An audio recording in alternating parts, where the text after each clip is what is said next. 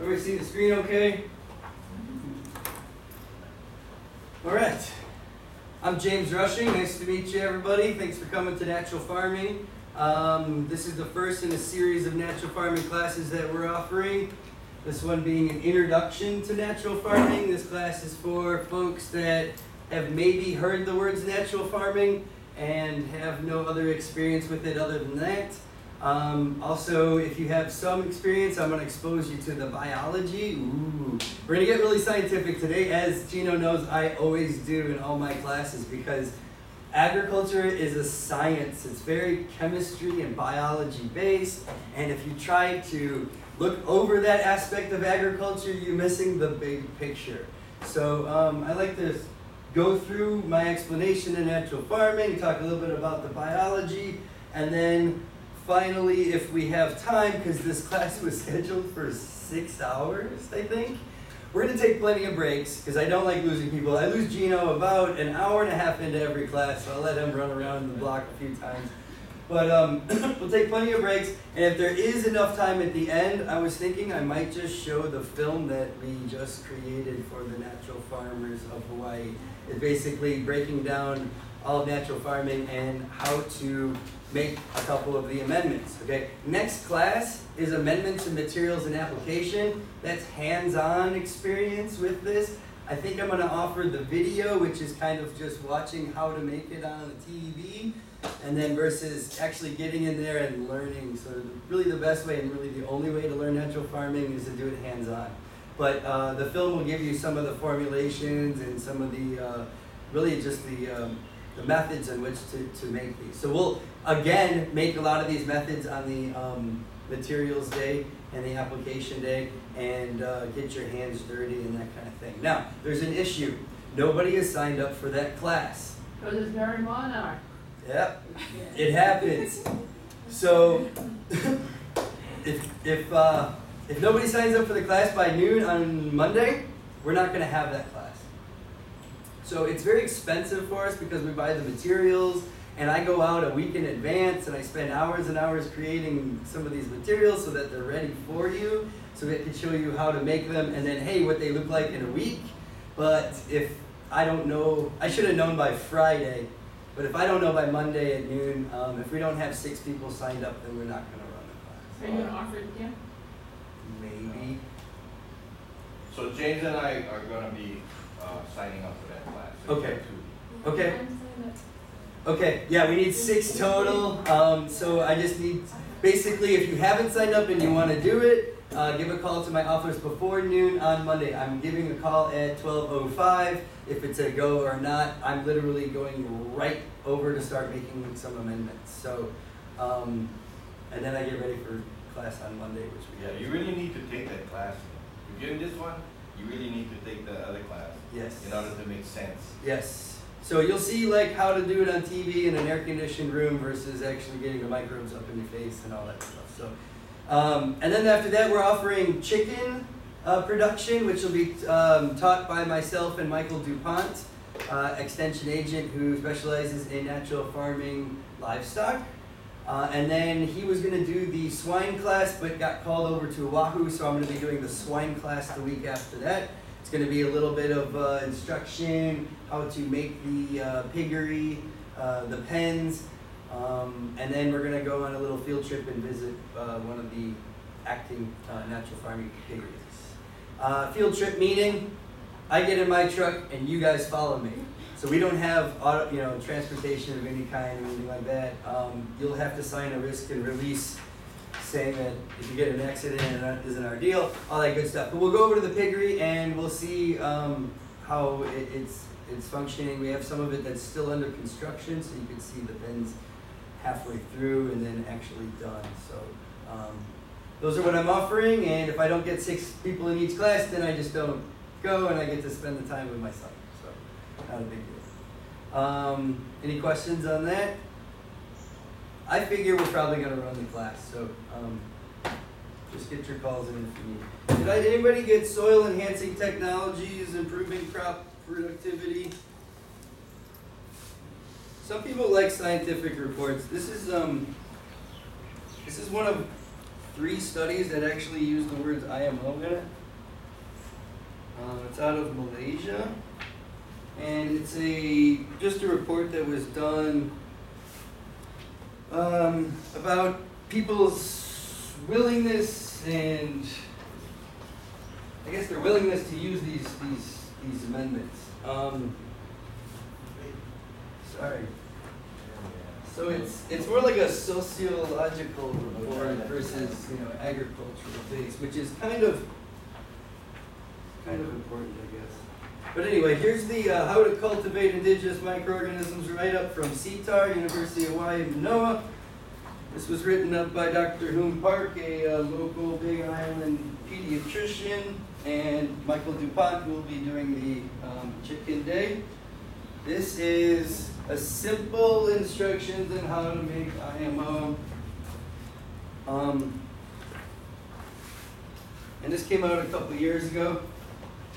Basically, a lot of things have changed since then. A lot of research has been done by myself. Can you grab one, James? Of course, sorry, I keep doing it. And you can find this online. It's a PDF available online. If you just type CTAR and indigenous microorganisms, you can get a paperless copy. These methods don't talk a lot about using nutrient solutions in your amendments. I like to use nutrient solutions. And everybody's got a PowerPoint printout. Okay, I kind of have a suggestion I tell people who haven't been in classes very much lately with these things. I say write 3 things about each slide, even if it's your name, just signature, anything. Put something down there. It forces you to, no matter what happens, write 3 things about each slide, and then you'll have something to retain later. And try to use organized notes. Like if you're going to look at it in 2 years, you're going to go back and you're going to understand everything that's on there. Try not to spend your whole time taking notes. I have this love-hate relationship with notes, which is why I offer these to you guys. Okay, so don't write down everything I say, just the big points, and you'll be fine. And then I have certificates for everybody when they're finished. It's lovely when HCC does that. You can hang it up on the wall next to your master's degree, diploma, or what have you. Okay. Sip. Natural farming, guys. I'm already messing up. This is Bob the dog. Bob the dog is my dog. I love him so much because when I go out farming, he's my buddy and he sits next to me in everything I do. Why? Because when I make stuff, it smells darn good. I use a lot of fish emulsion. I use a lot of moldy stuff. I can't tear him away from my natural farming amendments, which is kind of an indication as to their potential with livestock. I actually feed natural farming amendments to my dogs. I feed them to the pigs in my yard. I feed them to the cows we have on property. And I'll talk a little bit about how that's done later. But it's really just stimulating probiotics within the livestock or your dog or whatever. I tell you what, he's a much healthier dog since I started giving him some of these amendments. I'm going to go really, really slow today because I tend to go really fast. If there's any questions, if you have, somebody's been eating away at you since the beginning or for weeks, just raise your hand and let me know. I don't mind being interrupted. But if I get on a flow, I just tend to keep going and then it becomes a lot of information. So go ahead and slow me down if you feel the need, okay? Natural farming, as far as on the Big Island, the motto we use is local is best, use what you get, which is kind of a different perspective on natural farming than most people are used to, being that most natural farming advocates and people that are teaching people about natural farming are talking about using amendments that aren't necessarily available locally and on your farm. So I need people to realize that I'm going to be talking maybe a different style of natural farming than is taught on the island. I'm not associated with Cho Global. I've not been instructed or trained by Cho Global. Which is the advocacy group on the island in Hawaii that does a lot of the education and also makes a lot of money off of it. I just like to facilitate the knowledge to the public. So This is knowledge that has been taken in from many different styles of natural farming, not just Korean natural farming, which is what the Cho Global Group advocates. So I tend to incorporate natural farming from areas like the Amazon and China and Japan, American Indians, that type of thing. Pretty much anything that falls in line with all natural and safe, I consider, and locally available, I consider that natural farming. I don't like to be pigeonholed my methods into you need this, you need that, and this is the only thing that works. I do want to go ahead and say that I've been doing a lot of research on the Cho Global Korean natural farming method. It works the best of the materials that I have examined and done physical, chemical, and biological analysis on. So I'll go ahead and say that. It does work the best, but when it starts costing you money and importing it, and fossil fuels are used to bring it in, and then we're talking about a totally different team in here. So I'll advocate it like that. Yeah, it's really, really great stuff, and then we'll talk about what I use for on island and stuff. Okay? A couple examples of the way natural farming is used. You know, we use IMOs, which is a microbially rich compost. I like to call it compost on steroids because all compost is microbially rich, but this is hitting numbers maybe 300 to 300 times as many microbes than in typical thermophilic compost. Okay? We take microorganisms from the environment and place them into areas on purpose, as opposed to allowing those microorganisms to naturally inoculate areas. Okay? Here's an example of one of our piggeries. It's a single piggery, and we'll talk a little bit about the deep litter system that is used in natural farming. Who's doing pigs or has done pigs? Anybody? Yes, did you know? And you know a lot about that method, or some, or? We did more permaculture. Okay. That then till the soil and throw all the necessary natural stuff inside, everything from shrubs to. Yeah, so you do deep litter, but it's not a specific layering, and microorganisms right. are And not a it's focus. exposed to the environment.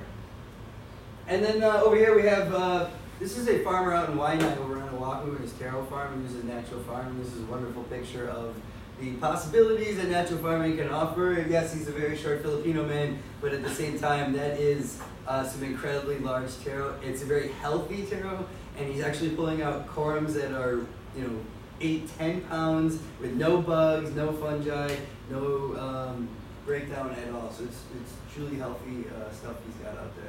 We also use it, like I said, in the piggeries. We use it with chickens, and then this is agricultural inoculation, and we'll go through a lot of that. By the way, I was just in Guam for a week, talking for 4 days, so if I lose my voice in about an hour, which it sounds like I'm going to, so bear with me, sorry about that. I was lecturing out there about natural farming to several individuals out there, and it was a good time. So, if you've ever been to Guam, and anybody been to Guam before? It's really hot, and I got sunburned like the first 30 minutes I was there. I was bright as a tomato going up and to go to my lecture. It was my icebreaker. I had to tell people, I'm James, I'm not usually this color, and that actually broke the ice pretty well, considering I was purple. But yeah, so if I lose my voice, I might have to take a break. What is natural farming? Here's my definition. This is my definition. It's an agricultural technique that replicates naturally occurring biological processes and incorporates them within the farm system. I'm a scientist, guys. I'm kind of a lab rat, so I use scientific kind words. Let's go ahead and talk through this agricultural technique that replicates naturally occurring biological processes. Anybody want to give a stab at what I'm talking about there? I do a lot of back and forth, so don't fall asleep on me. It sounds to me like it's basically taking the lessons from what's happening in the soil itself and recreating and trying to manifest more of that. Exactly. I'm trying to basically take soil decomposition and nutrient availability from environments like forest floor. and then replicating that in an agricultural setting, because you get agricultural balance in environments like that. So I'm trying to create an environment that is balanced biologically. It incorporates them into the farm system, right? So I'm taking natural occurring processes and bringing them to the farm. As opposed to a lot of styles of farming, which is trying to create a man-made environment, controlled environment, and very heavy in one or two or just a few organisms. Okay. All right, here we have a little bit of lactic acid bacteria, which we'll talk about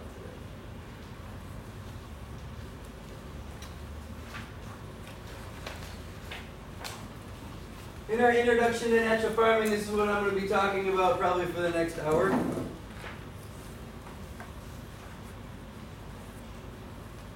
You got to know that when I'm going to talk about natural farming, it's going to be a while before we even talk about the amendments, because a lot of the natural farming courses that I see, they have the students right off the bat start making the amendments. They don't really explain what they do and why they're used, and I try to correct that. So we're going to talk about the responsibilities of a natural farmer and all that stuff, and about the biology before we even get into the amendments themselves. Lifestyle of a natural farmer, you'll learn that it's a different kind of lifestyle than a typical farmer. We'll talk about indigenous microorganisms. I like to put a little asterisk right there. I've been having a lot of conversations with my collegists lately, and they really dislike me using those words, because indigenous microorganisms, what does that mean, and how do we know if they're indigenous or not? If I go into an environment that used to be an old sugarcane farm, and I go in and I culture microorganisms from there, and I use them on my farm, how indigenous are those microorganisms? They're probably brought in 100, 150, 200 years ago with sugarcane, and now what's the definition of indigenous? How long they've been there? It's really rough to say one thing is indigenous. I like to use site-specific, which it means essentially the same thing. Microorganisms that have adapted to exist within a site-specific environment, but not necessarily indigenous. This is Hawaii. A lot of things are not indigenous that are here. So I just like to put that little asterisk, but I'll still call them IMOs because that's what everybody else calls them. But I have to put that out there that scientists kind of cringe when you use terminology like that. Okay. We'll talk about the functions of indigenous microorganisms, the benefits of using natural farming, which some of them you might realize and some of them you might not. Biodiversity, we're going to talk heavily about the biology and biodiversity and how the benefits what are the benefits of increasing biodiversity, and also positive or possible negative effects of natural farming system. It's not the cure-all answer to everything, and we'll talk a little bit about some problems that might occur. As I am a scientist, I don't like to just advocate one thing, I like to give both sides of the argument. Myths about natural farming, that's a big one. We'll go through that, and you'll realize that if you might be guilty of a few of these things, or people that have talked about natural farming that you know might be guilty of a few of these things. So let's get started. Oh, sorry. And then after that, we're going to talk about replicating the biological processes, like I had said. So we're going to look at which biological processes are being replicated, and then why are they being replicated, or what effect these processes have on agriculture, on your farm. What else? And 3, we're going to talk about the materials used. I'm going to introduce them by name and kind of what they're used for. I'm not going to go into the brewing or making until the video. That way, if you don't take the next class, you at least have some sort of introduction to it. Also, the video is going to be available for you to purchase here pretty soon. We have to work that out with my office. So just give me a couple weeks, and we're probably going to have it up as a download so that you can access it via the internet. But if we have time today, we'll watch it. I might just talk throughout the whole thing, and we might skip it. So 6 hours, plenty of time. So we're going to talk about the materials, and I like to break them down into 2 categories. Fermented plant-based materials and fermented animal-based materials. And that's the 2 categories of natural farming amendments. Typically, we don't use things that are just mineral. We'll incorporate plants with there as well.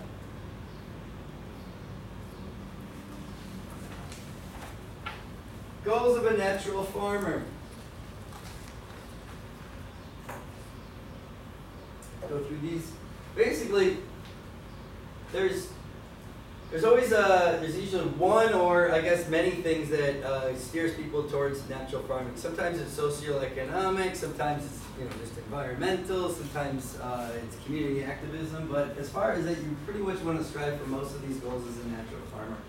Naturally increase the beneficial biological populations, mineralization of parent materials, and plant available soil nutrients. What the heck does that mean? Well, I want to naturally increase beneficial biological populations. Well, I would do that by replicating natural systems like forest floor, increasing soil organic matter, increasing water, plant roots and plant exudates, macroorganisms like worms. Doing those things and naturally increasing the populations and the mineralization of parent materials. That means the breakdown of the two things that soil is made out of, which are, Gino? Oh, humus. Humus. He's in my soils class. Humus, what, we talking about clays? Well, yeah, okay, so you got it. It's essentially humus, which is going to be organic material, and then And clays, rocks. which is going to be the end result of erosion of rocks. So, mineralization of parent materials. Naturally increasing biological populations that will actually do that for me. Mineralization of parent materials. Organic materials are generally exclusively broken down by microorganisms. Very little weathering goes on there. And then as far as the deterioration of rocks, microorganisms play a huge role in that as well.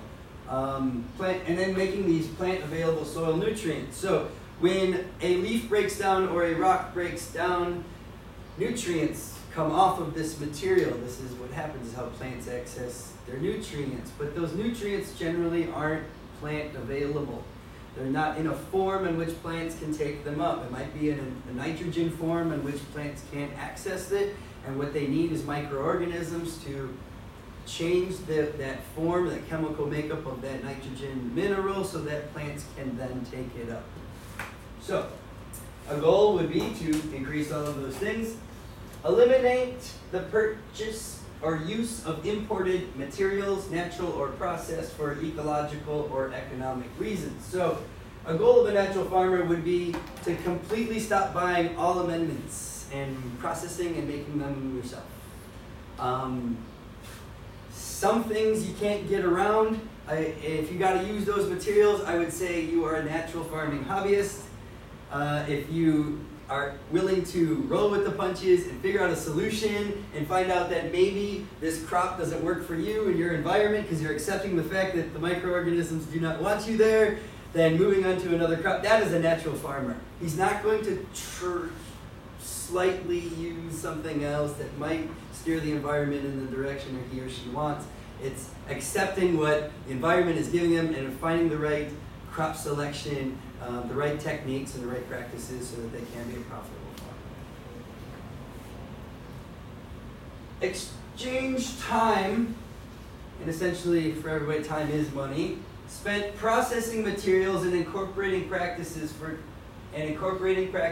time and money saved by not purchasing imported materials. What does that mean? That means, are you willing to give up a lot of your time to not have to go to the store and put down a bunch of money and walk away and have the amendments you need? You need to trade your time for money. So if you're spending X amount of dollars on lime, you would then trade time for that X amount of dollars and then pay yourself back in your savings of time. Okay? What I'm saying there is, there's no easy answer in natural farming. You got to get out there, you got to go out in the field, you got to go out there every single day, make this amendment, stir it, make sure it's the right temperature and it's doing the right things. It's a big difference than going over to BEI and slamming down some cash and throwing and getting a pallet. Even if it's organic crumbles or whatever, it's a big difference. A lot of people can't spend the time, even if there is money. They just can't spend the time being a natural farmer. It's just not for them. Not participate in the modern conventional farming system in an effort to provide product alternatives to customers. You don't play the game. You don't play the wholesale game. You don't get involved in big business with that, because natural farming is an added value product.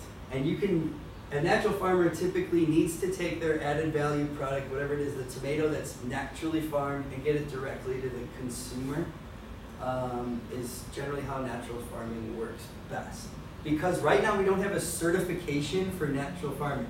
If we had a certification like organic has, then yes, getting involved in the big business would be certainly a way to go, and it would spread natural farming further, but we're not at that point yet.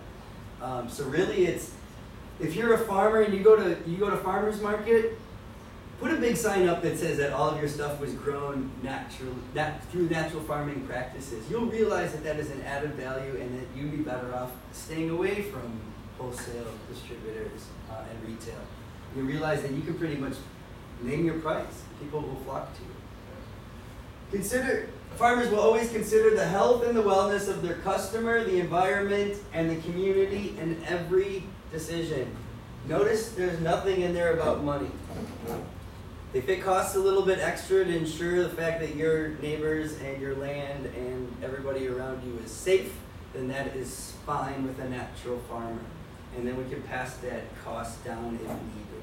But remember, natural farming, some of the farms were able to save 30 to 90% on their amendments and costs.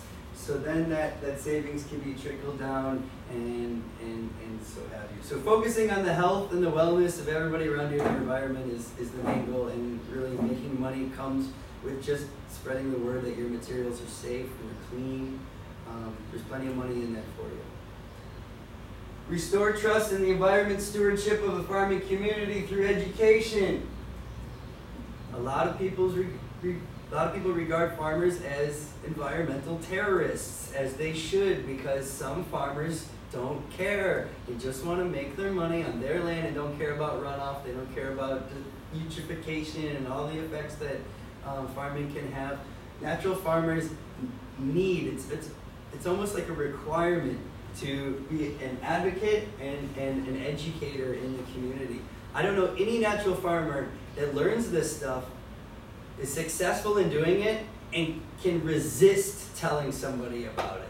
It just happens. Like, look what I did. I saved 60%, and look at the size of my tomatoes. I have to tell my neighbor. It just happens. So even if you don't realize it, if you're an advocate or a natural farmer and you're doing it full time, you'll realize that just talking about it has a real positive effect and can really help spread what we're trying to do here. Any questions?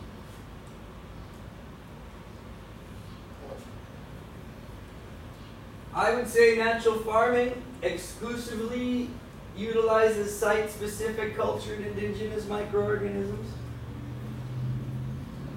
Meaning what?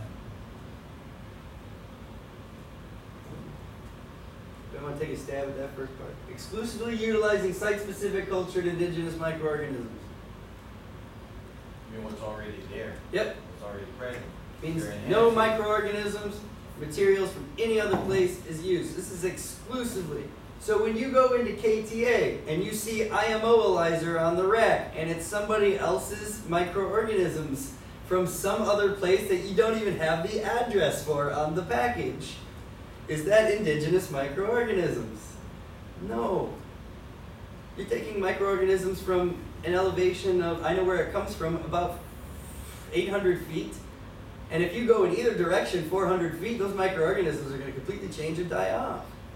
So you're not going to use any microorganisms or materials from anywhere else than maybe walking distance from your farm. Okay? I like to say it's within the Apua. So basically, I'll get to that. Locally available plant and animal-based materials.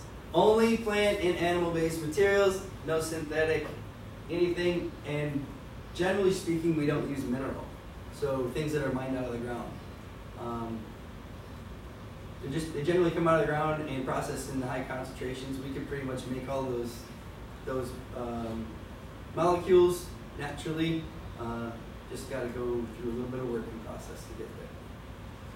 It can be adapted to every environment. I know people that are using this in Juneau, Alaska, in the Philippines, in Guam, in South America. I know people using it in Italy. Doesn't matter where you are, this system can be used. So I'm going to focus specifically on Hawaiian-style natural farming in most of my presentation, but these techniques can be replicated in any environment. Okay? All materials can be obtained within the Apuaha. Basically, like to say, if you can go down to the ocean and get your fish, which you're going to need, or you can go up to the mountain and get your wood chips and your forest floor soil and your microorganisms, then that is as far as you need to travel. If you're talking about anything over maybe 5 or 6 miles is really too far. I like to say maybe even just all right up on your farm. If you're able to culture fish or you're able to do aquaculture, you can pretty much do a closed system, which is highly recommended. But if you got to walk down to the water or over to the river to get your fish or whatever, then that's fine. It's totally understood. And of course, it's not just an agricultural technique, it's a lifestyle. Remember I mentioned it's pretty much present in every single decision you make on the farm. Is what I'm going to do right now is hoeing this land and breaking up this soil, is this going to negatively affect somebody downriver? Well, possibly if you don't do the proper steps to prevent erosion or whatever. So it's very much a lifestyle. It takes a couple extra seconds of your day to think about your friends and neighbors and family while you're farming and how your choices can affect them. It just takes a small amount of time. You might get a little bit less done, but everybody will be happier that you did so. Right, it's a lifestyle. It's considered in every decision on the farm. Not only that, but you practice what you preach.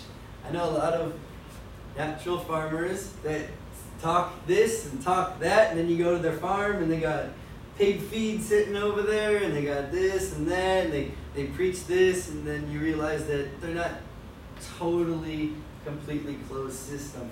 I would say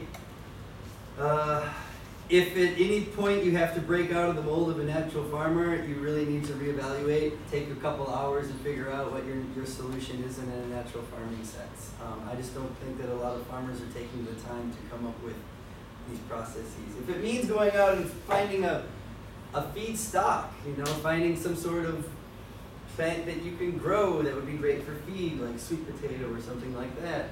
But it's really just practicing what you preach and not saying what you should or shouldn't do, and then using lime and things like that.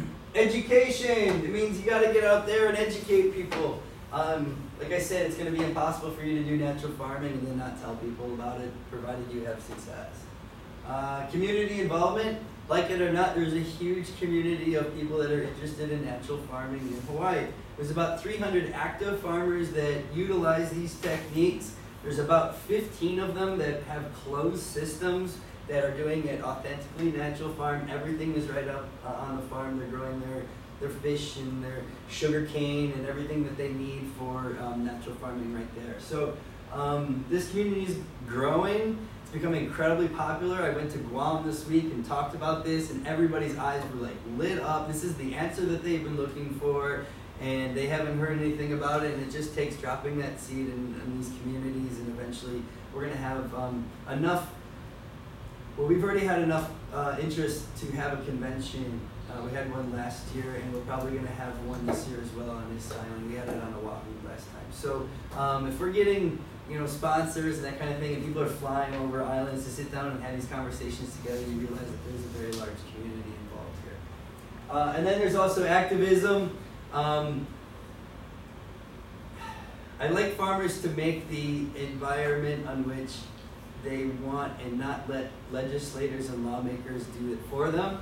So if these, generally speaking, natural farmers are pretty active in either pretty much a lot of legislation and picketing or whatever, you got an agenda, whatever it is, tend to tie natural farming into whatever agenda you have is typically how it's done. So even if it's just calling up your representative and letting them know, hey, I like natural farming, it's a cool concept. That's all I wanted to tell you, is more than you can ever ask for. You call Russell Ruderman, you call these guys, these state senators, you call the governor's office, and you just say, I just want to let you know I'm doing these techniques. Okay, bye.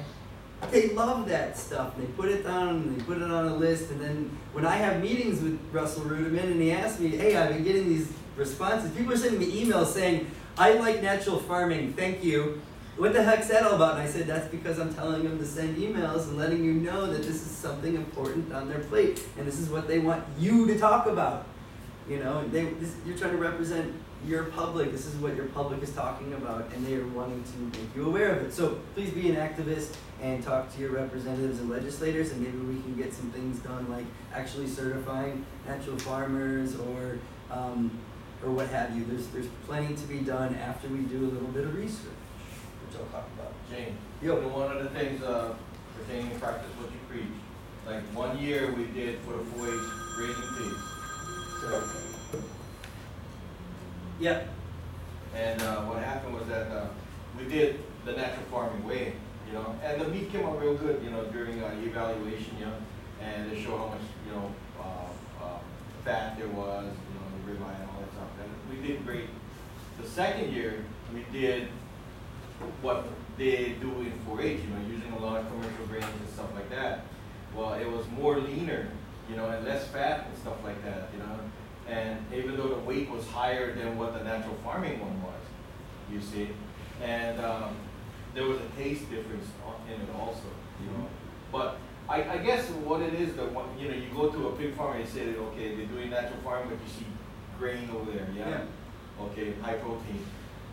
There's a doubt, you know, because they're so stuck on what they were taught, you know what I mean? From Yeah, I have a before. thing in agriculture in Hawaii. It's called, my daddy did it that way. Yeah. And that's kind of the norm around here, and we need to change that. Go ahead. So that's the part, you know, but we've always done it this way. Mm-hmm. So the idea where, you know, we have farmers that's average age about 63 now. Yep. And we have no new farmers and ranchers. You know, this is the guys that we need to teach and get them going into this and focus on that. Yeah, and then definitely the next generation as well, realizing that they don't need to play the farming game to be a successful farmer. You can rewrite the whole playbook. So you said there's 300, is that 300 on island? That's the whole state. The whole state. Kauai, Oahu, Maui, Big Island. We got some at Niihau. There's a lot. Is there any kind of organization around that? Yeah, so Hawaiian Natural Farmers of Hawaii, which meets every Tuesday, or second Tuesday of the month at Apuni Center, over on Apuni Street, across from Bank of Hawaii. And the guy who runs that is Drake Weinert, Weinhardt, or maybe just T. Weinert. Very cool guy. He's been the ambassador for adaptive natural farming techniques on the island for quite a while. Interesting young man. Guy who I think he ran for political office at 19. Just a unique character who has been just advocating and spreading the word about natural farming for a while, about 3 or 4 years on the island. He has a website. Go check out the website. East Church Natural Farmers of Hawaii. That'll be the first thing that comes up. And there's stuff on there with videos that he has and event calendars and all that good stuff up there. If you go to Kalani Anoli School, right at the corner where you see the gardens and stuff, Yeah. in Popaiko, you'll see some of his work. He's mentoring youth over there. Yeah. So he works up in Popaiko, and then they also do the edible landscaping in Hilo.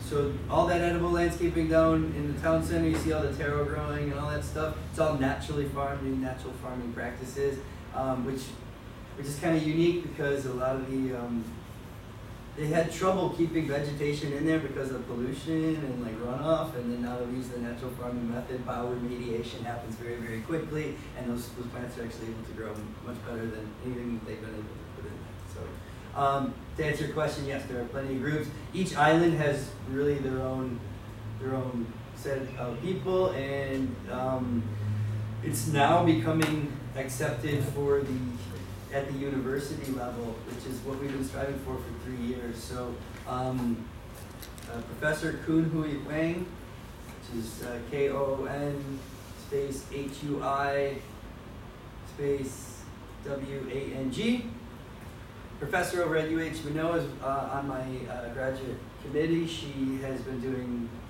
recently been doing a lot of work with nematodes and studying nematodes with natural farming. And what she's able to do is she's been looking at nematodes so long she can identify the nematodes by looking at them.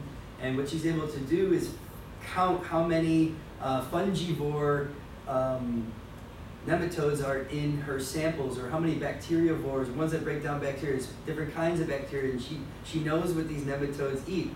So by isolating a certain area and then finding out how many are there for fungivores or bacteriivores and what specific species, she can dictate what species of microorganisms are in there and what they're doing. It's really, really unique research how she's able to tie that in. Can I help you? I don't know. Is it okay if we sit in? It's a paid class. Okay. Thanks. Yeah. So professors are looking at that. There's Norman Aaroncon up here is my advisor up at UH Hilo, very accepting of the natural farming systems. I've talked him into it. But at the same time, all of us scientists are talking about it to a certain point and advocating it to a certain point, and we need you guys to realize that there is no scientific research that shows that any of this works. But we'll get to that later. All right?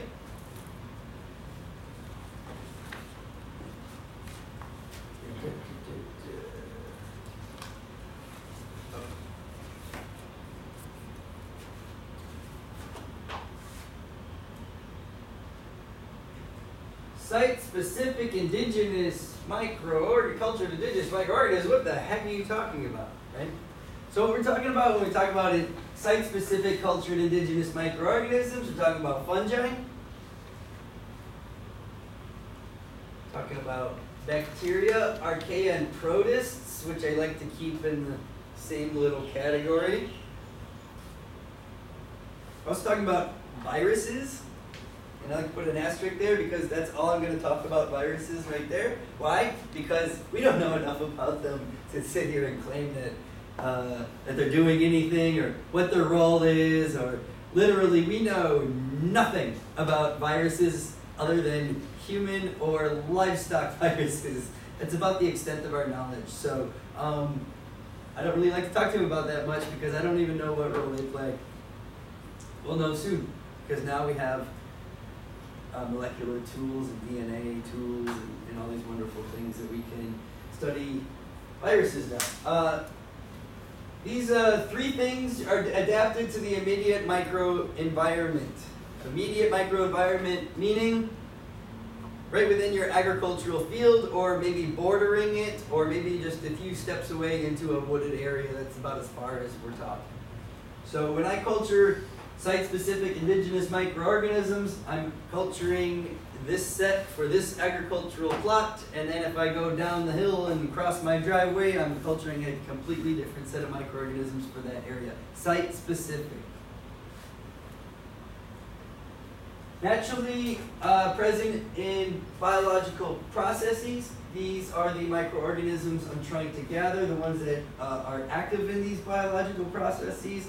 And I'll indicate how I'm able to isolate these later.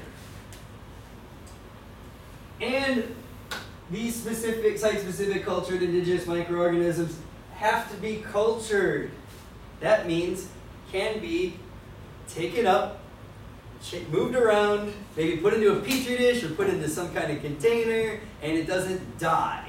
Okay, so maybe about 1% of the microorganisms that we know about can be cultured. So if you take a fungi from a leaf environment and put it into a bucket, just that change of humidity alone might kill off that microorganism, okay?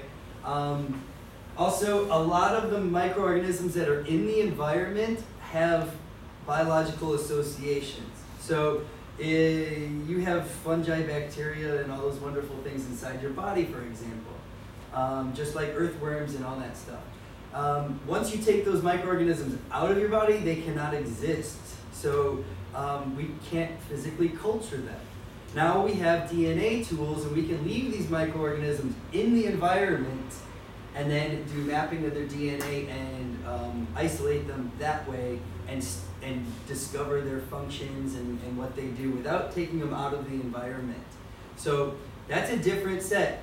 I need to be able to take these, put them in a container, mix them together, and exist outside of their naturally occurring environment. So that's really just taking this huge list of microorganisms and chopping it down to a very, very small bunch.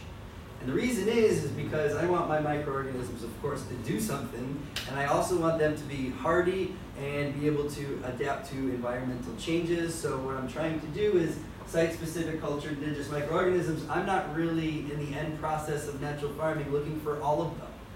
I'm looking for just the ones I know that can withstand a little bit of sunlight, maybe a pH change, have symbiotic relationships with plants, so very, very specific ones. Okay? Any questions on that?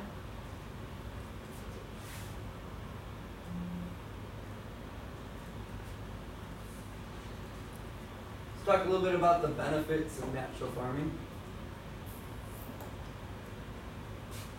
We're going to increase biodiversity.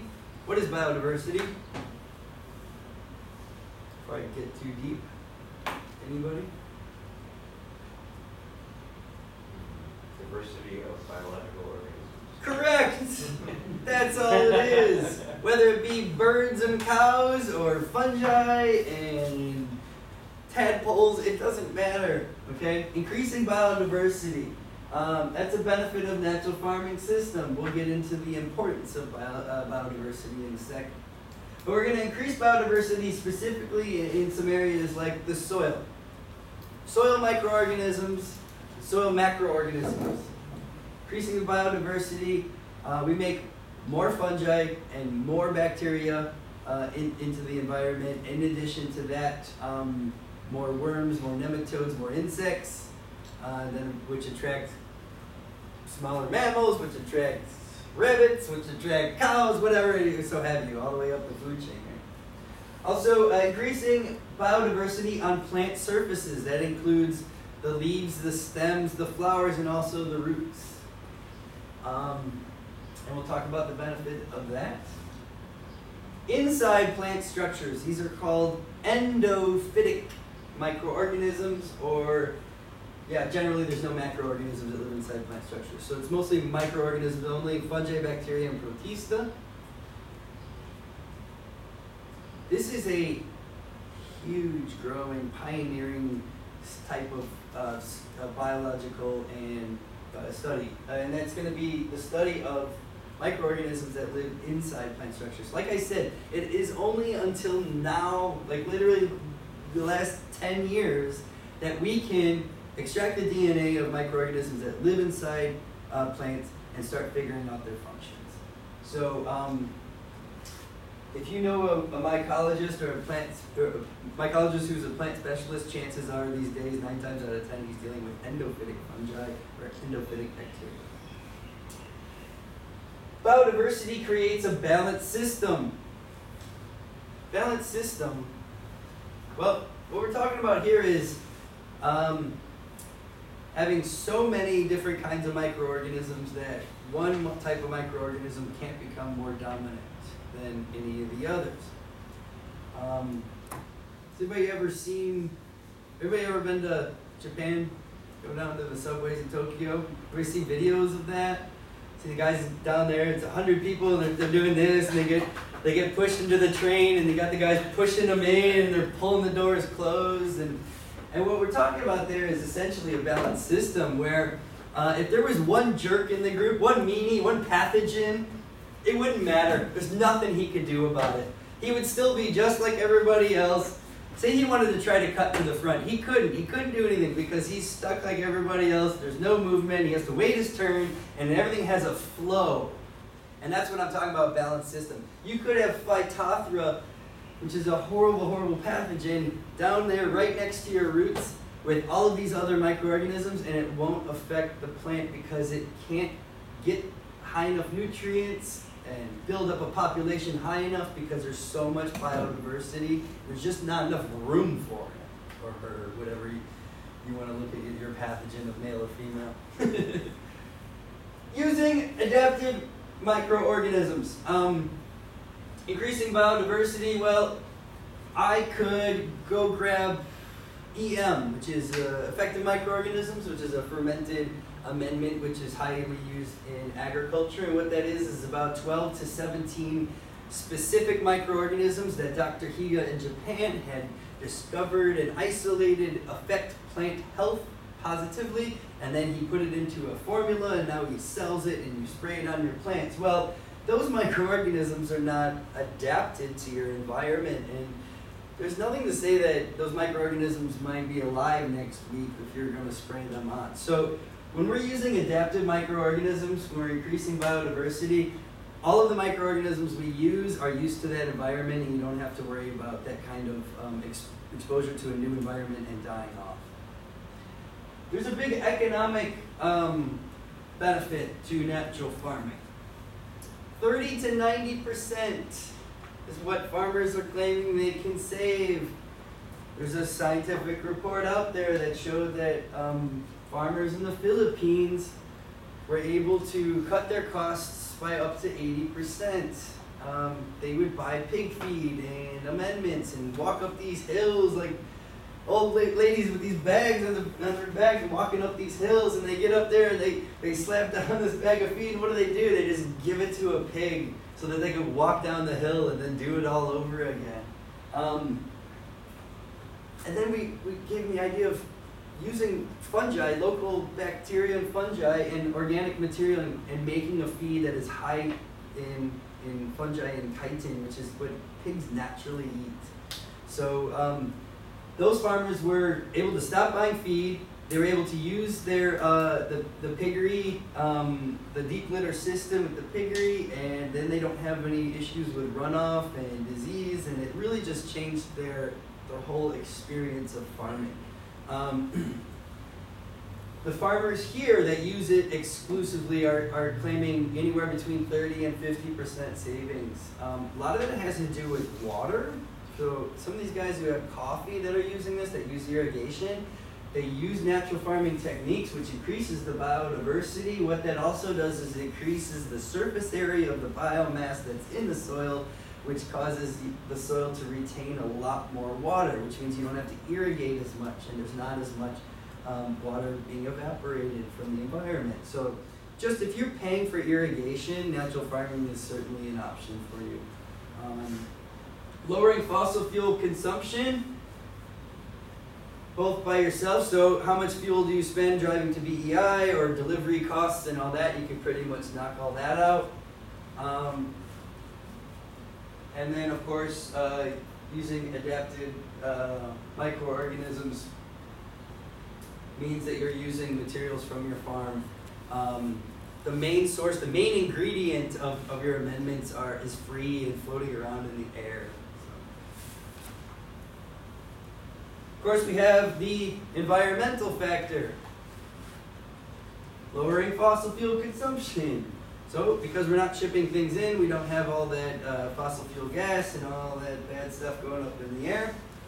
Not only that, but how is nitrogen fertilizers processed? Does anybody know? They use fossil fuels to extract nitrogen N2 gas out of the atmosphere and put it into a petroleum-based granular amendment. So they use fossil fuels to make nitrogen fertilizer. Just getting rid of manufactured nitrogen fertilizers alone will save a lot of fossil fuels. Reduces pollution, of course. Now you can be talking about the manufacturing aspect of making these fertilizers, but you can also talk about the nutrient pollution. So if you are adding manufactured fertilizers to your soil, and then it goes down those amendments end up in the water table, you have issues like blue baby syndrome from too much nitrogen in the water and all these horrible things.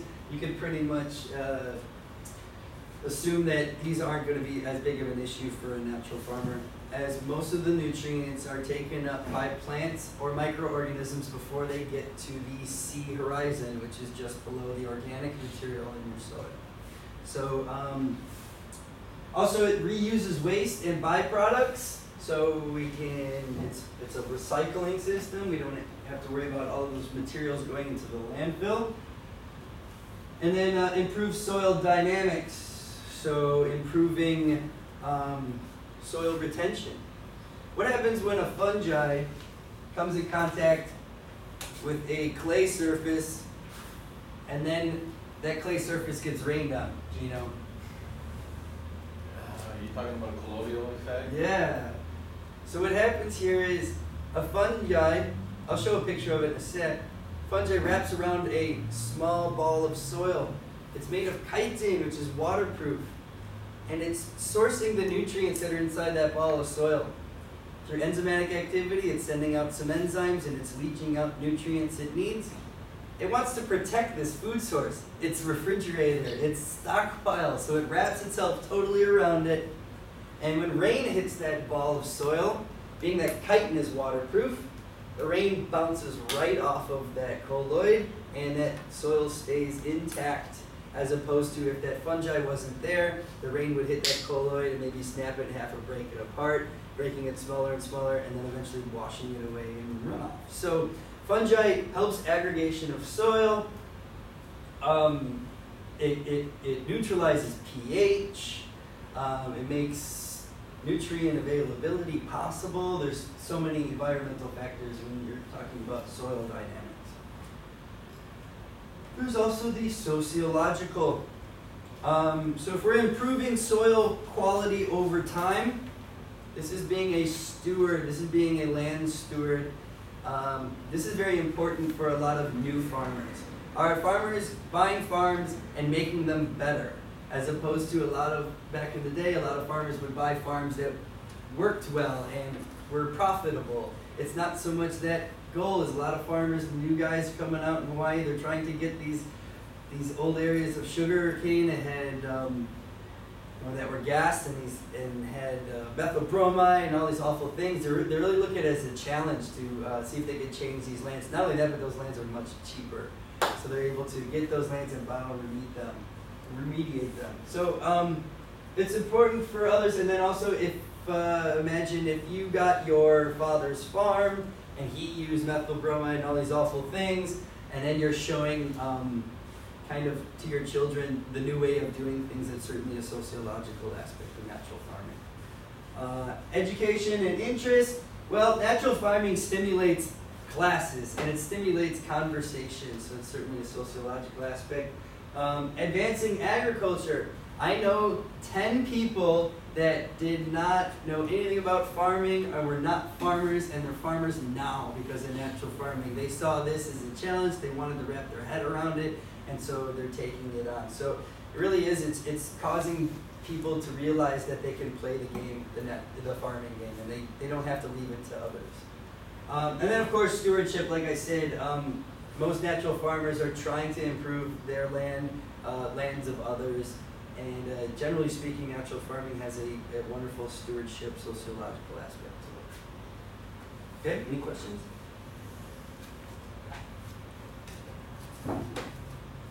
We talked about increasing biodiversity. Where can biodiversity be increased? I mentioned increasing the soil. And then I also mentioned plant surfaces. So let's get a little vocabulary there. We got exophytically and endophytically, which mean, anybody want to stab at it? I mentioned it earlier. Exo being outside of the plant and on the inside. Yes. So we're talking about organisms that live on the outside and then organisms that live on the inside of plants and have those associations. So I like to distinguish the two because they have different functions, they have different relationships, and generally speaking, those microorganisms are inoculated on or into the plant in different ways. Okay? Biologically, biodiversity can be increased by macroorganisms from outside the immediate environment. So larger mammals and worms and that kind of thing coming from outside the environment. Why would they come from outside the environment? If a farmer starts creating an agricultural area that is biologically rich, starts mulching and adding indigenous microorganisms, nematodes and worms and birds and these things will come in because it's biologically rich. You're literally going to create an environment that will cause animals and plants life to come to you. If your soil is biologically rich and healthy, they will come. You build it, they will come. So by increasing the biodiversity in the soil and on the surface of plants, you're going to have a much bigger response coming from outside the environment.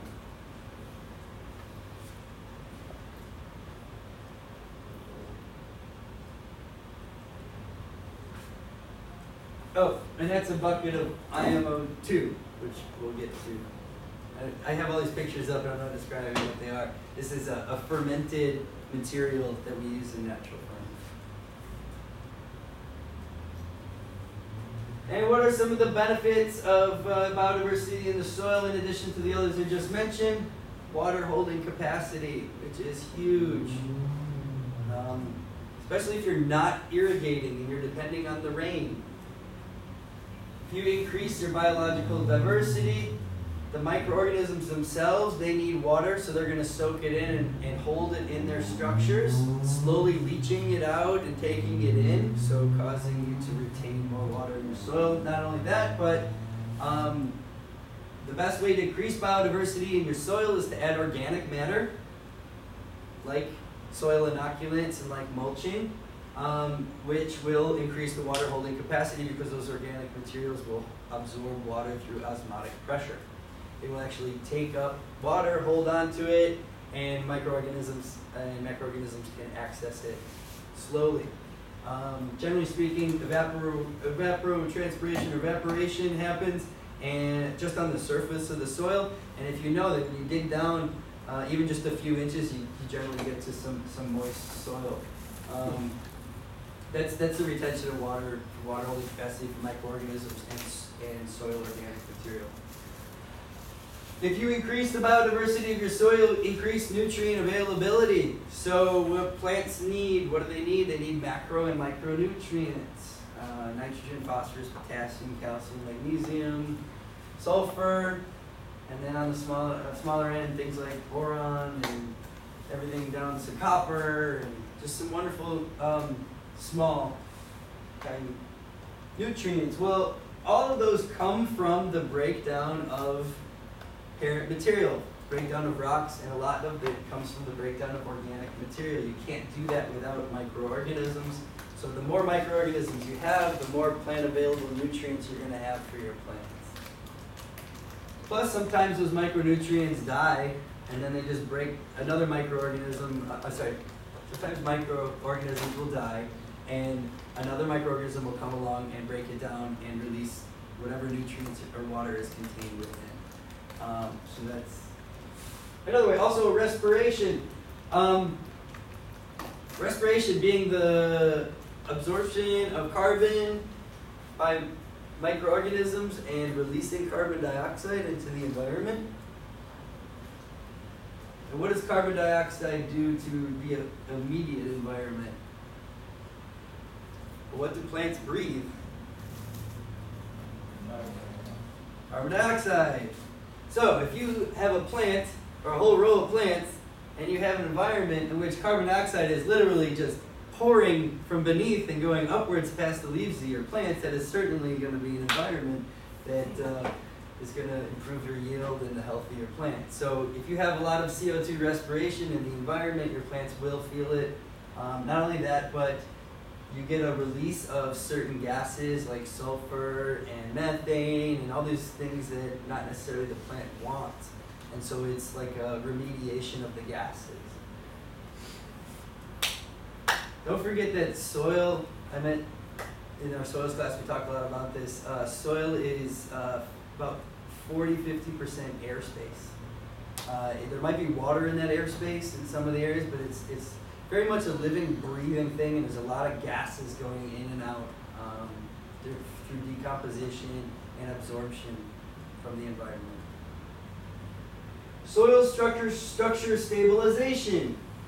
Well, soil structure, meaning like the plasticity or the stickiness, its ability to allow water to flow. So if you have a soil structure stabilization, means you have a stable soil structure, meaning it lets plenty of water go percolate through the system, but yet is still retained enough for the plants to take up. That the water, the soil structure allows for plenty of air. There's plenty of soil organic material, and so just improve soil structure. As if you got a clay soil that doesn't allow water movement versus like a potting soil, it's easy to tell which one has a better structure for plants. So by increasing biodiversity, microorganisms start releasing these enzymes. They release these sticky glues, which causes these soils that don't allow a lot of drainage to become more stable. So with biology comes stability.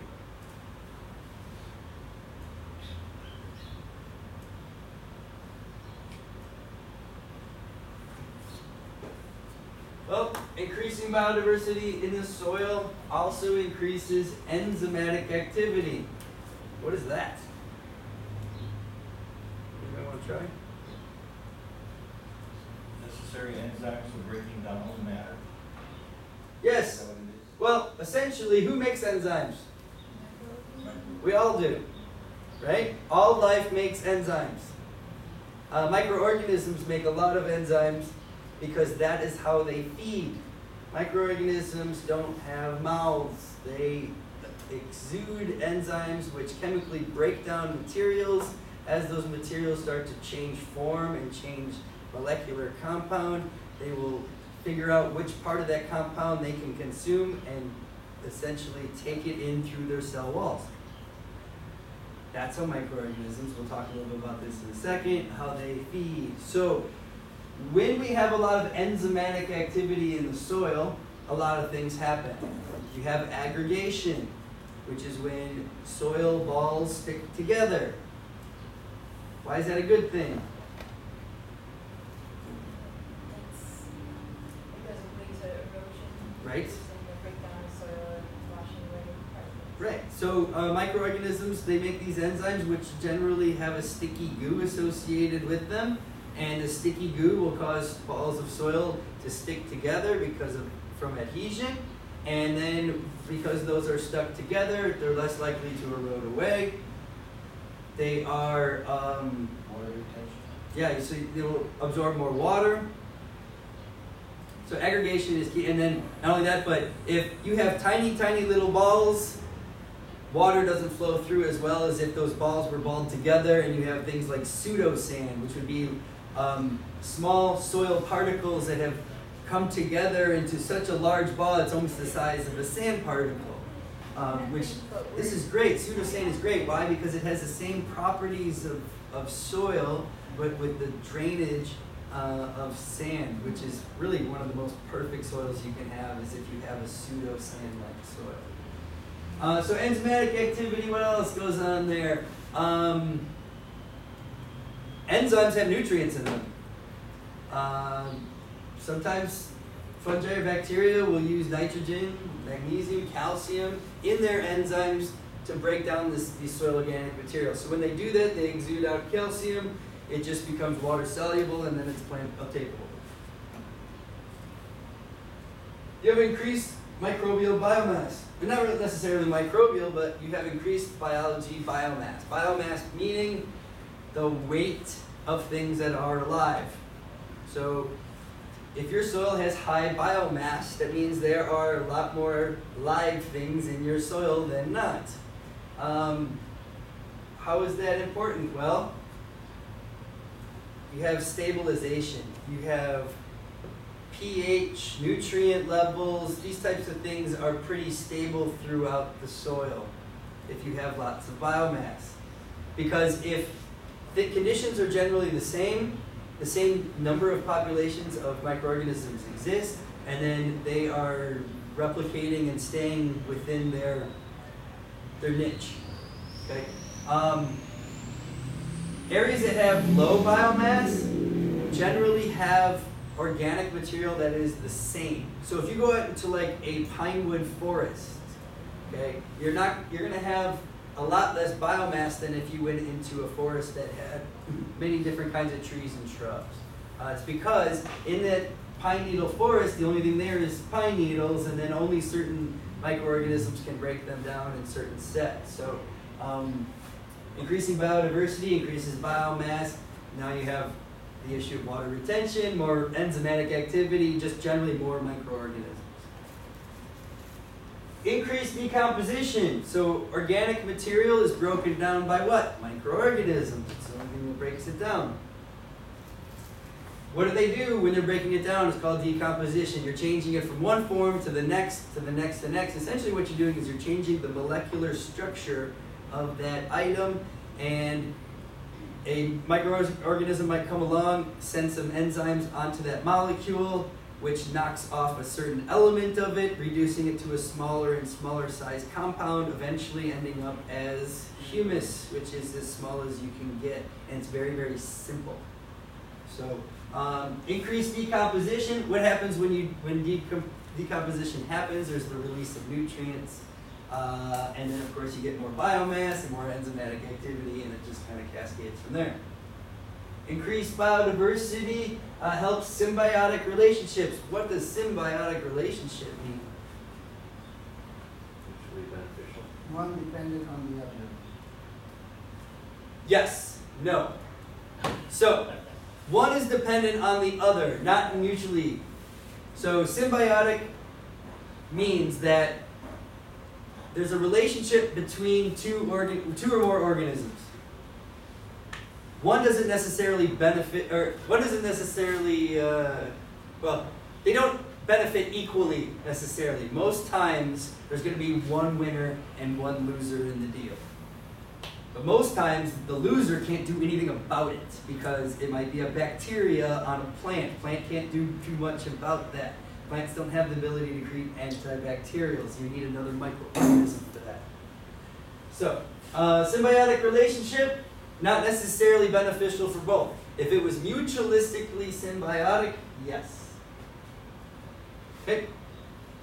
Nutrient stabilization. What that basically means is with more biodiversity, you have this steady trickle of nutrients available to plants, as opposed to kind of a flushing all at once like with fertilizers.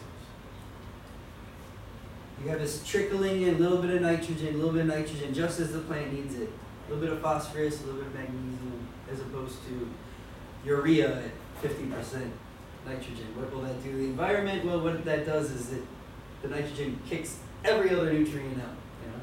So stabilization, you start adding synthetic fertilizers or even organic fertilizers, you're not stabilizing the soil, you're causing these ripples in the soil. So your plants will be affected by that. And then of course, pH stabilization. Microorganisms like a certain pH. They're going to protect that pH. So if something comes along that might change the pH, what's one thing that might change pH, do you know?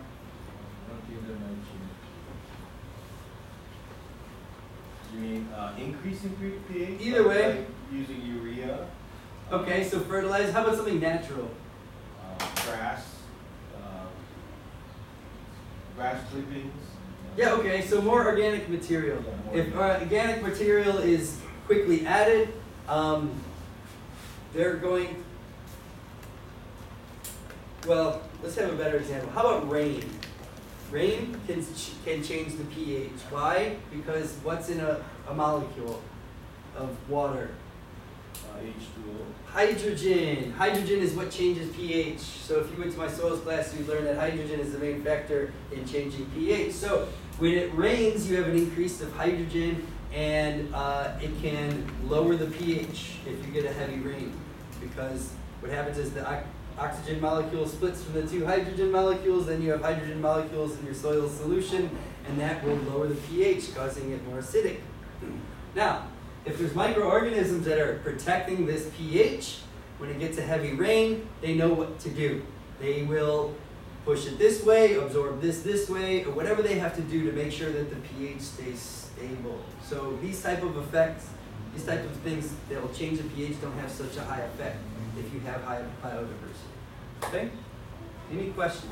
That would also consider increasing the plant population or plant diversity by putting in, plants with nodules. Well, sure. I'm not talking about microbial. I'm talking about any biodiversity. So if you have more types of plants in your soil environment, as opposed to monocropping, all of these things will come into play. Okay?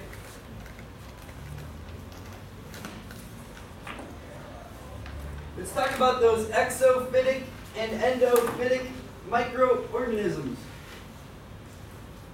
Like I had said, exo meaning on the outside, endo meaning on the inside. It's not too hard to forget that, right? Next week I'll have a test. Essentially inside and outside, right? What are these? We know what that, it's an SEM, it's a scanning electron microscope image of what? Molecule. No. Those are stomata. Anybody know what a stomata is? How do plants breathe? Anybody know? Opening and closing of Good, you can wall. attend my class on Monday. We'll talk about all of this stuff. Plants breathe through stomata. Stomata are holes on the underneath of the leaves. They look like little lips. All plants have them. All dichotic plants have them at least. And they open and close at different times of the day based upon temperature, solarization, water availability, how much water is on the inside and the outside of the plant. But the issue is, when it comes to things like bacteria, bacteria doesn't have the ability to get inside of a plant by itself. It can send out as many enzymes as it wants, and it's not going to get inside the cell structure. It needs a hole. Hey, look, a hole. A whole bunch of holes on the outside of the plants. So plants protect these areas with these lips by opening and closing them. And sometimes they're so focused on the environment and their gas exchange, they're not paying attention to the microorganisms that might live around those holes. How does it close its holes? It inflates those two cells with water and it closes it up.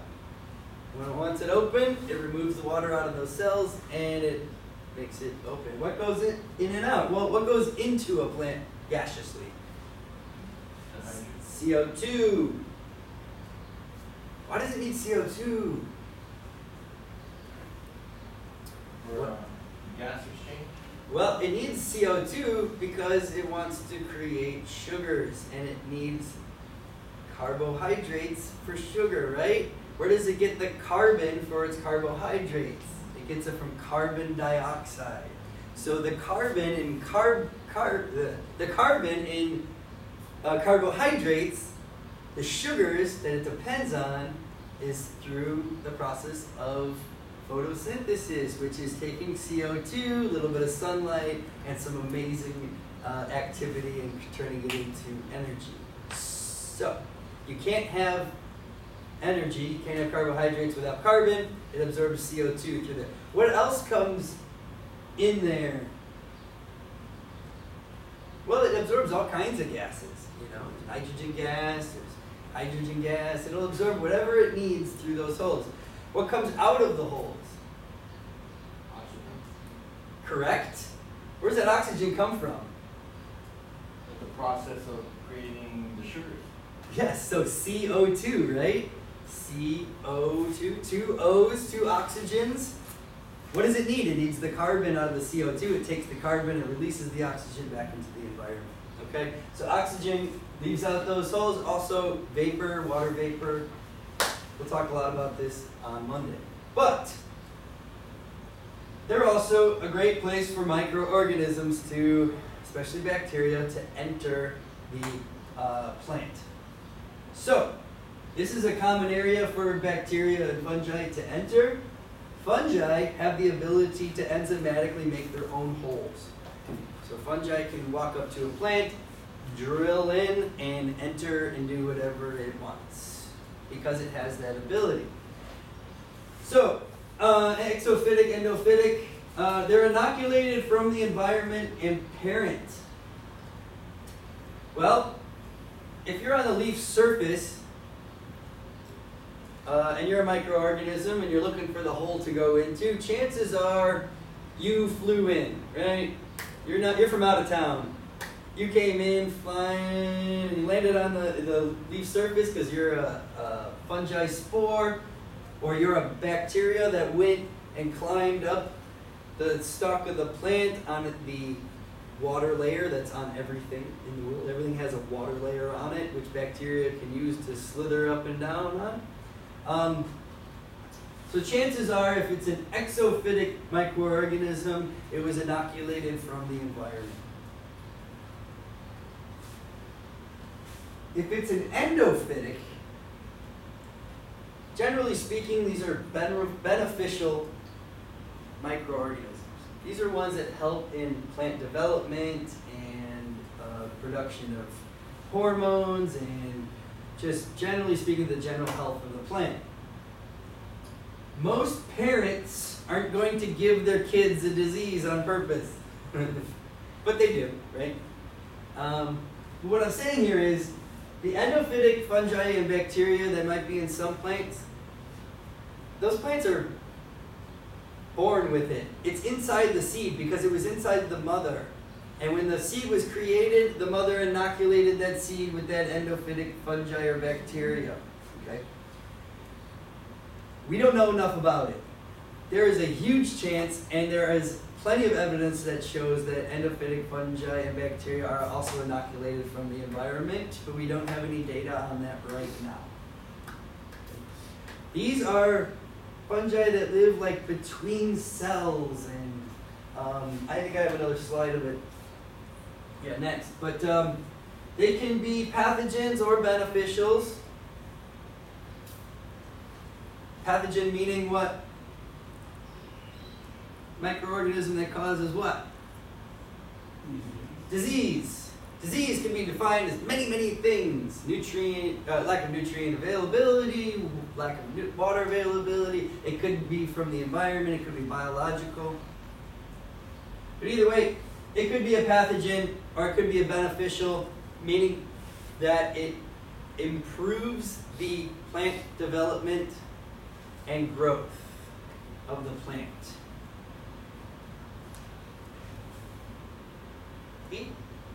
These two, pathogens and beneficials, a very, very small population of the microorganisms that are on the outside of plants. Most of the ones, and inside as well. Meaning, they're kind of benign. They don't really do anything for the plant. Nothing good, nothing bad. They just kind of exist inside the plant structure, just like we have, right? We have bacteria and fungi living in us. They're not hurting us. They're not helping us. They just happen to, that's their niche. So most microorganisms fit in that category. A couple of them are pathogens, a couple of them are beneficials. Unless there's a trigger. Well, usually it's going to be an environmental change or something like that, yeah. Beneficials, here's an example of an endophytic fungi. So this is the SEM picture. These are going to be the plant cells. They're kind of layered on top of each other. This is probably a leaf cell. And what you have between them, what's that squiggly thing? It's called a hyphae. Now, hyphae is the structure of a fungi. So when you think about fungi, you might think about a mushroom. Fungi, as far as mushrooms go, very, very small population of fungi on this planet actually allow you to see its structures. Most of them are going to be microscopic, and you need a microscope to see it. So this will be the hyphae, which is going to be the filamentous cell structure. We'll talk about this in a second, but fungi, well, we'll talk about it when we get there. I don't want to go ahead. What happens when a fungi lands on a leaf surface, digs its way in, and starts sucking up some of the sap, but it doesn't necessarily cause any harm to the plant? What happens is, because the cells were exposed, because it got some kind of a puka or a hole in its leaf, it's going to react as if it is a pathogen. So, if a benign fungi comes along and drills a hole, the plant will freak out thinking, I don't know what you are, I'm going to send nutrients and I'm going to do things to try to prevent you from getting in.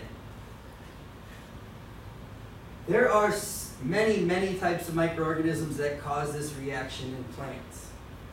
This is a good thing. But it's called a systemic acquired resistance.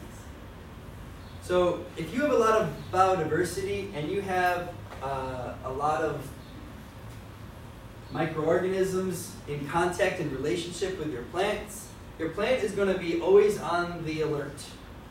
If they're all beneficials, it's still going to be on alert because it's having that conversation. If your plant isn't having that conversation, it kind of gets lazy, and then things get in and cause problems.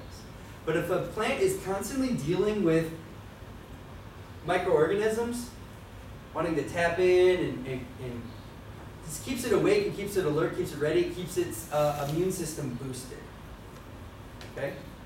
So there are fungi that, like nursery workers will come along and inoculate the outside of their plants because they know that this specific fungi causes a systemic acquired resistance on their anthurium or whatever.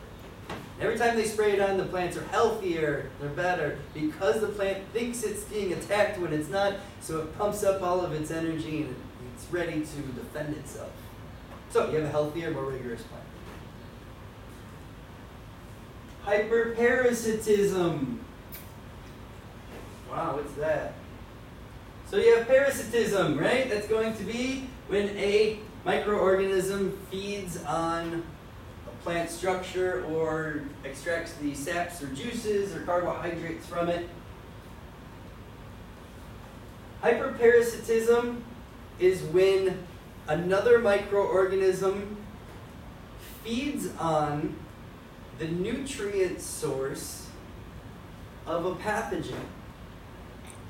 So what happens there is a pathogen comes along and it starts parasitizing a leaf, and then there's another microorganism that feeds on, after that fungi or whatever pokes a hole or gets into the cell structure and starts tapping the juices, another microorganism will come over to that spot and kick them out and take over that hole or that nutrient source.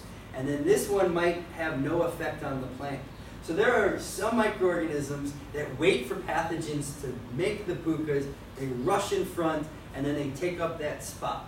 And if you have enough of those in place, the pathogen will try to dig holes, try to get into the structure of the plant, and if it's constantly being pushed out of the way, it's going to lose its nutrient source and die off. So hyperparasitism is a good thing. Parasitism is certainly a bad thing. Mass action. Mass action is a term that's used in soils and plants. It's a pretty general term, which basically means when an environment is flooded with another substance or molecule or whatever. So mass action, an example of mass action would be if I come along and add nitrogen fertilizer to my environment. What happens in the soil? What happens is nitrogen molecules come down into the soil and they kick everything out. They just boot everything out because there's so many of them. Same effect happens with microorganisms. if you come along with a compost tea spray that has 3 trillion microorganisms per gram, and you spray it on the outside of a plant, you have the same kind of mass action, but it's with biology. So it's another situation where everything is kind of crowded and there's so much going on that not one pathogen can really take hold.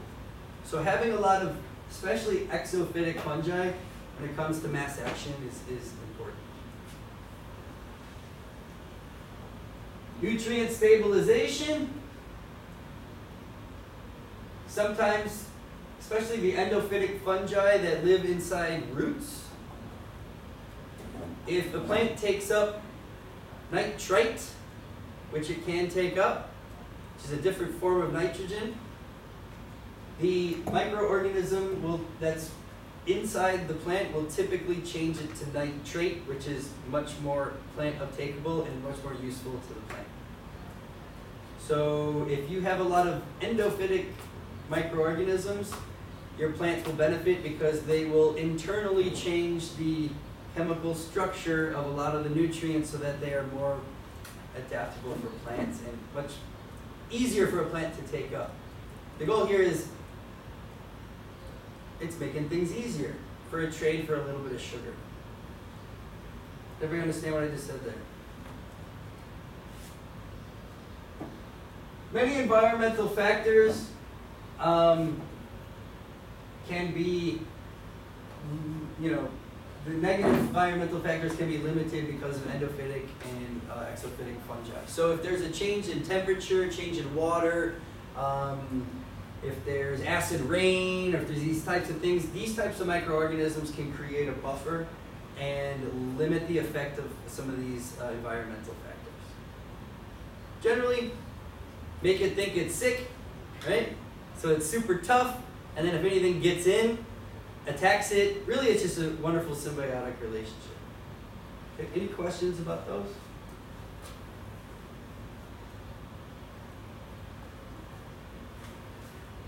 And of course, we have macroorganisms from outside the environment, which I mentioned.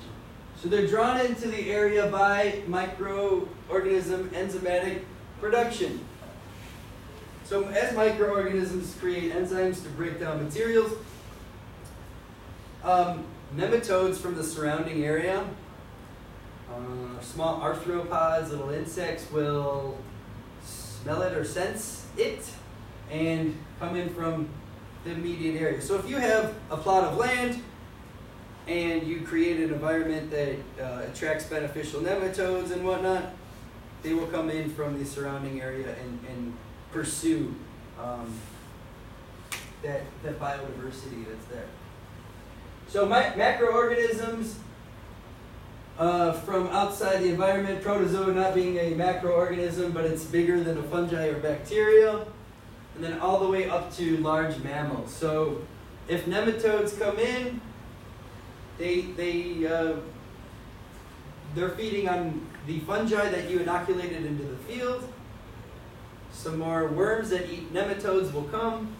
Some worms that eat worms will come. Some lizards, some snakes, some whatever. You got pterodactyls. Eventually you have everything in the world right on your property. It's just a trophodynamics is what it's called. So if you make a food source for the bottom feeders, eventually the big guys will come.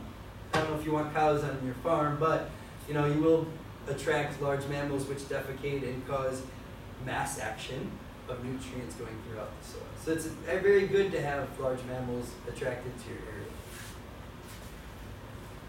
Increased nutrient availability. Well, of course, if you got large mammals or even birds, pooping on your property, chickens, rustling around, they're going to increase the nutrient availability. Macroorganisms, generally speaking, they poop, they leave excrement, and that is a nutrient source for plants. Which then, if they poop, adding more soil organic material and nutrients causes a stimulation of more biodiversity, so it's a biological cycle. Right? It's kind of a closed system. Everybody understand what I'm talking about there?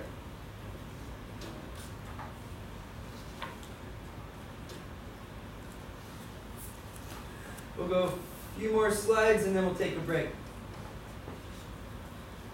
All right, guys, let's talk about the possible negative effects of natural farming. I want you guys to play devil's advocate here. Maybe we can come up with a few of these as well that I don't have up there. But I might have covered them all. Possible negative effects, pathogens and pests. Several pathogens can withstand fermentation and thermophilic processes, which is what natural farmers claim kill all pathogens. So as a mycologist, biologist, people tell me, oh, because I get the pile up to 120 degrees for 3 days, and because I do this, and because it's fermented, and there's alcohol in it, and it's anaerobic, and it's got all these factors, there's no pathogens. Sorry, there's plenty of pathogens that can withstand whatever you're going to throw at it. So, this usually happens when you have pathogens going from one farm to the other because of material transfer. Now, if you're a true natural farmer and you're only using materials from your property and you don't have Phytophthora, you're not going to get Phytophthora. Now, if you go to the city dump and go get mulch from them, which is laden with fire ants and Phytophthora, and you bring it out to your property, don't compost it correctly, or even just bring it on your property, you are inoculating from outside the environment. You're bringing in mineral transfer, and then of course you have things like pests and fire ants and these awful, awful things. Phytophthora is mold or fungi? Fungi, yeah.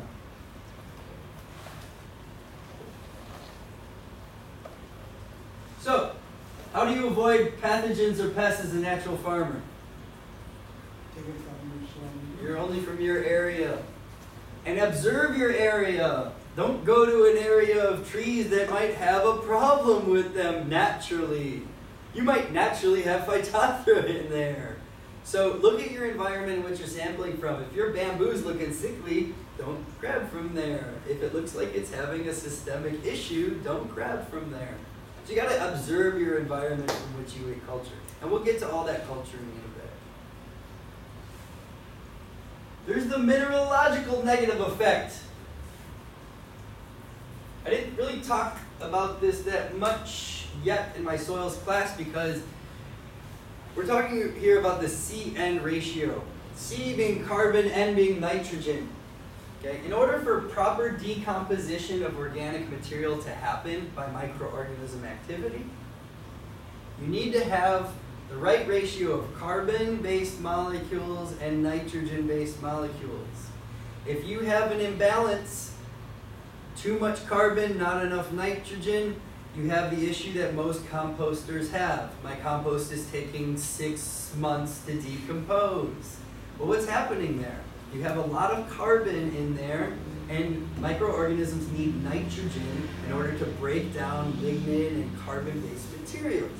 So if you do not have nitrogen in your compost pile, it's all woody material, there's no green waste in there, and you have no fresh nitrogen or chicken manure going in, that carbon takes an incredibly long period of time to break down. You add a little bit of nitrogen, you're going to have quick decomposition. If you have a little bit too much nitrogen and not enough carbon, you get ammonia, you get volatilization, you get stink, you get all these other things. So the decomposition happens really heavy on the fermentation side. So the goal of decomposition as a farmer is to have the perfect ratio of carbon to nitrogen. And if this interests you, come to the class where we talk about that, or Google it, and there's some pretty good videos and stuff that talk about carbon to nitrogen ratio. Now, in natural farming, what am I adding to the environment mostly? Lots of carbon, lots of mulch, and other things. So I know a lot of natural farmers that use IMO, and they don't use any nutrient solution, they don't use any nitrogen with it, and they put it out into their environment. What are they doing to the CN ratio of their soil? Throwing it off balance. So if you're going to add carbon to your soil, mulch, IMO4, what have you, you need to add nitrogen as well. So this is an issue. You can do it correctly, but a lot of natural farmers don't do it correctly. They feel that they don't need a nitrogen source, mainly because they don't have livestock, and they would have to then buy some sort of nitrogen source, right? Which is why you have to have livestock on a natural farm. You need Right. manure in order to naturally farm. Soil mining. This is, anybody know Dr. Bruce Matthews, who is the Dean of Agriculture at UH Hilo? Me and him have a weekly debate about natural farming and soil mining. He's kind of right. And what he's saying is, if I'm a natural farmer, and I'm taking indigenous microorganisms that break down materials in the soil, releasing nutrients to my plants, and I consistently add these microorganisms to the environment, I keep doing it, and I keep doing it, I don't add any nutrients to it, those microorganisms are going to break down that soil, that organic material, and eventually there's not going to be anything left. Your plants will take it all up, you will eat it, you'll add a little bit back in organic material, but essentially you're mining the soil for the nutrients that are in the soil. So unless you're adding nutrients back in, nitrogen, phosphorus, potassium, magnesium, calcium, and sulfur mostly, through manures, then you are not, you're basically mining your soil. You're basically taking nutrients out of it without adding anything back in. Which works well for like 5, 10, 15, sometimes even 20 years. But after that, when there ain't anything left, and you're just down to the rawest form, you're going to have to add it back in. But what happens then? Your soil's probably buffered, which means you're going to have to add 100, 1,000, 10,000 times as much as you would have had to add by trickling it in, because you've mined your soils completely out. So, rapid mineralization, same thing. If you're not adding organic material, you're going to be mining the organic material that's in there as well. So just like you're mining the minerals that's in the soil, there's a possibility you're going to be mining the soil organic material unless you're adding more. But if you're going to do that, you got to add nitrogen too, right? Okay. Possible negative effects. There's economical effects. It could be negative due to natural farming. This is a huge thing for me as a scientist. Somebody might actually spend a lot of their time on money with little return. It drives me nuts. It means they didn't learn to do it correctly. Usually these classes cost money. If not, they cost time. So unless you're doing it correctly, don't do it at all. What's correctly? We don't know because we don't have any standards written down. Soon we're going to have standards written down, and hopefully folks can start following those standards. We don't have them written down, but what we do is talk about them in class. So if you could stick to what we've shown works, and go ahead and experiment on your own and all that, but until you find solid scientific evidence that those changes improve your situation, I would recommend sticking to the methodology that natural farmers have come up with to this point. Unsuccessful attempts. This is the biggest deterrent for natural farming. You got a lot of people that go out there and they say, I made IMOs and it had flies in it, it was all mushy and it didn't turn out right, and I was out there and I'm digging, I'm hot, my wife's yelling at me, we're supposed to go to church, and I'm done. Forget it. What a hassle, you know? So that's somebody who's a hobbyist, right? It's not somebody who's willing to change their lifestyle of farming for it. So biggest problem economically is unsuccessful attempts. Sometimes when these individuals are talked into purchasing amendments for natural farming, and they're out $200, $300 for this batch that just got ruined because they let it sit too long and it got rained on or whatever. So they feel jaded, like they got ripped off around the deal, and they won't do it again. So what I try to do is prevent unsuccessful attempts because it keeps people involved. I'm a scuba dive master, and I get people that have dove one time, really had a good time, 2 times, and they had this like awful experience the 3rd time, and they'll never go back. It's the kind of thing I'm trying to prevent here, you know, is always have a good time, always feel like you're progressing and learning something. Sociologically, this drives me nuts as a scientist.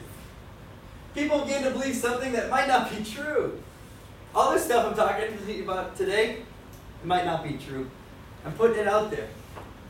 What I'm talking about today has absolutely no scientific validity at all, as we're talking about it at this moment. Hopefully within the next 6 months we have peer-reviewed articles out there that show some kind of improvement or anything. I'm working on it right now. The point is, this stuff is snake oil. Okay? Nobody knows more about it than you do. because nobody knows anything about it. If you have a natural farmer, this Cho Global folks walk around, they know this, that, and there, and you say, can I see the scientific report that shows your claims? They can't provide it, or they say it's in Korean. And I say, okay, give it to me, I'll have it translated, and then they won't get it to me. So, building a multi-million-dollar business on snake oil kind of gets, chaps my hide. So, we need to come up with scientific research projects. We need to have the universities backing these things so that we can do peer-reviewed and actually have articles written, yada, yada, yada. And comes human nature. That's a big factor when it comes to natural farming. People want to make money. People want to advance their situation because of natural farming, okay? I don't do that exclusively. I certainly do that. I offer classes and this and that, but I get paid through a wage to the university. There's a lot of people that offer classes and these things, and then people get jaded because they go, oh, I dropped $1,000 on this class and I didn't learn this or that. And I'll teach them something about natural farming that they should have learned in the class, and they go, I didn't learn that and I paid $1,000. I feel so ripped off, and then they're jaded, and then they don't want to be part of the organization anymore, and yada, yada, yada. So, possible negative effect. I only put these in because I see this all the time. 50% of the people doing natural farming deal with a lot of these here. Okay? The myths. We'll take a look at the myths and we'll take a break. This is my top 10 list, even though there's 12 of them. Myths about natural farming. Number 1, there are peer-reviewed scientific journals showing significant data about any of this. They do not exist. This is a myth. If anybody told you that they have proof, they did an experiment in their backyard and they could write a paper stating that this stuff works in their yard. Not until you do these experiments, you replicate them over different environments, can you claim anything. Nobody's done it. I'm working on it. Actually, today I'm working on it. We know that this system works. Myth. Nobody knows that this system actually works by studying the effect it has on plants. Right? So what if it does work, but it costs more in time and effort than it's worth? Does that consider work? I don't consider that work because I'm a farmer. I'm into making money. It's all about making money. As long as you do it right and in a stewardship type way. I'm still a businessman, and all farmers need to think that way. If it did work, we know why it works. We have no idea how these types of associations work. Why? Because biologists who study fungi, they don't work with biologists who study protists, and they don't work with biologists who study bacteria. Generally speaking, they have completely different labs. Not here at UH, which is funny, they actually have the mycologist and the bacteriologist right next to each other in the same lab. Very interesting. But nobody's looking at these relationships together. We're still at the pioneering phase of mycology and microbiology. We're still trying to understand them individually, and only a handful of scientists are looking at the consortia of these microorganisms together. The technique will not spread disease. I'm going to say this is a myth until I see a scientific report that proves me wrong. A couple years ago, the guys who were producing the Iamolyzer got in trouble because they were handing Phytophthora out all over the island for $5.99 a bag. Anybody hear about that? Exactly. They keep it very hushed because it happened. And what happened was, apparently the machinery, they used machinery to make it, didn't hit the right temperature to kill off Phytophthora, and they were giving it to ginger farmers who were getting Phytophthora in that. Once you get Phytophthora in your ginger, you're done. Close the door. Your business is over. There's no getting it out. Although we are looking at bioremediation of IMO4 on Phytophthora of ginger right now. So, You can certainly spread disease. I've seen it happen with IMOs. Only specific materials need to be used. No! Some of the organizations will state you need to use this, you need to use that. You can only use this, you can only use that. That is not true. I have used several amendments to make some natural farming materials. I don't know if they work at the same capacity or the same level, but I do know that if, for instance, a Hawaiian natural farming system where only available plant and animal materials available to us on the island are used, if it improves plant health at a 70% capacity as compared to the Korean natural farming method, and you don't have to spend any money, isn't that better? If I have to spend $250 and get 100% of the capacity of the natural farming system, or if I spend $10 and I get 70%, isn't that better? Wouldn't you rather have the 70% and spend $10? You gotta look as far as economics and all that stuff. So, you don't have to use specific materials, and right now I'm trying to answer the questions of what materials to use. Some people think IMO 4 is the answer to everything. Everything. You got my G. That's not true. Some people learn what IMO 4 is, and that's as far as they take it. And they just want to put IMO 4 under everything, spray it on everything. And it's essentially a great tool to use, but a lot of people think that that's all there is to natural farming is IMO 4. If you don't know what IMO 4 is, don't worry, we'll talk about that. Myth number 7. It's still considered natural farming if most of my materials come off of a boat. If you're buying Mill Run, it's off of a boat. Yeah, it comes from Oahu, but that's still an awful lot of fossil fuels to bring those materials here. Okay? It is still considered natural farming if a farmer purchases his or her natural farming amendments which come from a different area. If you buy IMO 4 off the rack at KTA, that is not natural farming, that is a myth. That is, you're using natural farming amendments. You're just like any other consumer. I don't need to add fertilizer to my system. That is a myth. You have to add nitrogen. You have to add several macronutrients in order for it to be a stable system. Number 10, natural farming is the answer to all my farming problems. People see it as, oh, I can get back into farming now. Well, unless you're willing to take on that role of a natural farmer and, like I said, give up your time and your effort, it doesn't work. Myth number 11, there are large-scale farms using production and producing these materials for commercial food productions at about 1,000 acres plus, which is every other farm in the United States except for in Hawaii. You know, average farm size Hawaii 5-6 acres, I think it is. Average farm size in the continental United States is anywhere between 9 and 1,800 acres.